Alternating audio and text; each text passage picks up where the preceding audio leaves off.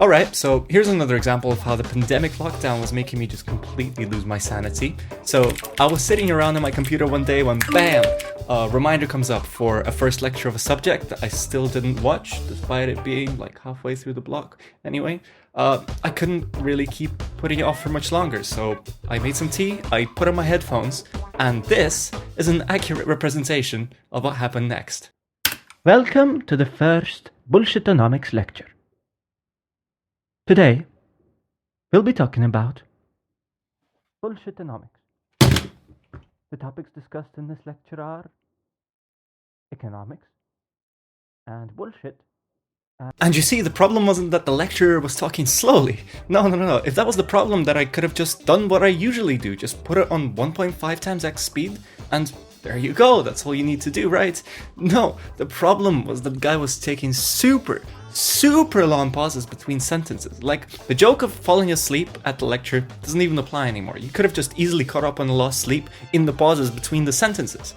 And, like, you can't even speed it up because then it just becomes Chipmunk City and the pauses are still there. The rest you can't even understand. Really quick side note, this guy is an excellent lecturer. We had meetings with him, we had talks with him, he was really helpful, he always replies to emails, he teaches a really niche subject.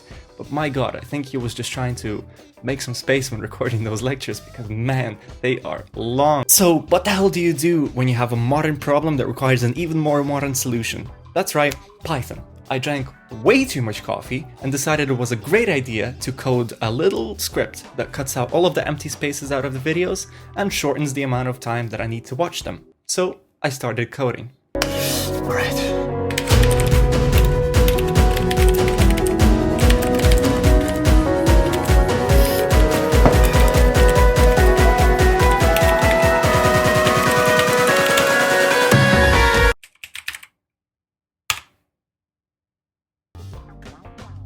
Yeah, so turns out Python has some sorts of a Rule 34 applied to it that, if you can think of it, someone's already probably coded it in Python.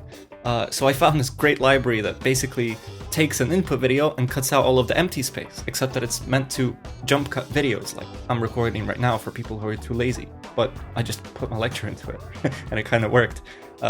So all I had to do was just clone the script, install that library from Pug, or however you pronounce it, to actually run the script because it's needed. Incidentally, that updated every single brew module on my system.